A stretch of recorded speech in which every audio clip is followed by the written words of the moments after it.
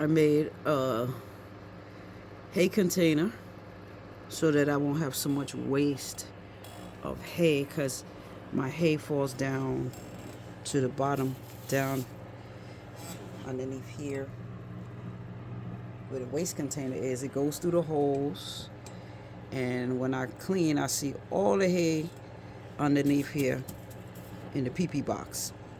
So my rabbit likes to go over there and poop. So I know that she likes to eat over there. So I put this for her so she could eat and have her food right there, and she could just take out what she wants, and then it won't be so much spillage, because before I was just laying the hay on the ground in here like this, but then it was so much waste. I was throwing away so much hay.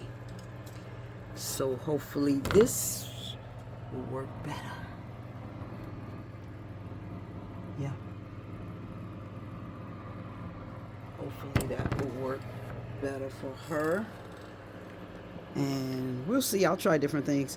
I put some zip ties through the container. It's a baby spinach container. And just clipped it on.